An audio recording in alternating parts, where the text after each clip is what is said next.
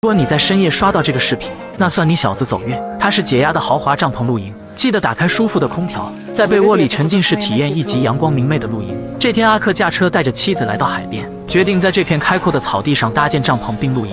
好在这天是个艳阳天，没有雨雪，也让俩人的露营轻松不少。在铺设好的塑料布上，利用电动充气泵将帐篷制冷起来。两侧用小锤锤敲打铁钉，插入土中将帐篷固定。经验丰富的阿克夫妇分工明确，很快就完成了帐篷的初步搭建。接着在内部铺设上地毯，再故技重施，将充气空气床打满空气，铺设好柔软的床垫和枕头，就完成了一个简单的帐篷卧室。为了拥有家具齐全的3室1厅，阿克开始组装搭建简易柜，放置在角落用于收纳。妻子也在忙着搬运车内的装备放入帐篷内。由于这天难得天气不错，帐篷门口可以铺设上巨大的地毯，方便进出的同时，拥有半开放式的露营空间。考虑到天气非常热，阿克将冰箱接入电源，在内部存放上冰块和冷饮，能够随时取用降温，防止中暑。妻子也在室外的露营地毯上开始了手磨咖啡，在这将咖啡豆磨成粉末后，利用便携式的咖啡机泡制。桌面上也摆上了酒精灯，壁炉的形状让露营的氛围感拉满。这时咖啡机在高温的加热下，很快就完成了2杯美食，加上冰箱中的牛奶，一早俩人的咖啡就简单搞定。此时营地也迎来了阴凉的时刻，让俩人感到舒服又解压。为了在夜晚也能拥有舒适的室温，阿克在帐篷营地门口劈砍柴火，将原本巨大的原木劈成小块的碎木，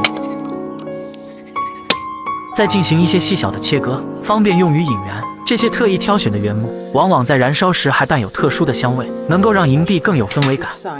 接着，阿克关上壁炉，随着熊熊小火焰的燃烧，上方烟囱里飘出了炊烟，原本荒无人烟的海边草地也变得充满了生活气息。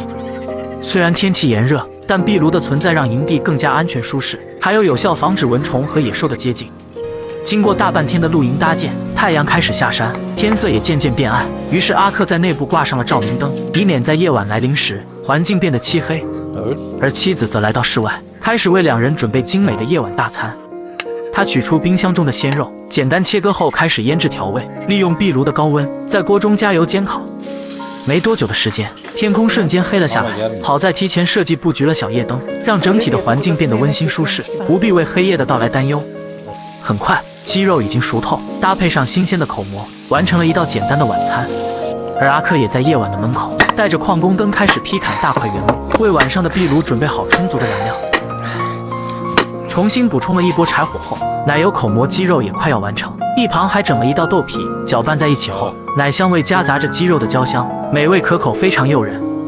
这时阿克夫妇便来到室外的营地上，搭配上优雅的台灯，开始了俩人在野外的烛光晚餐。这次的熬煮时间较长，鸡肉变得非常入味。大胆的尝试总有意外的收获。这种宽大的豆皮在当地被称作阿尔弗雷多面条，让俩人感觉特别好吃。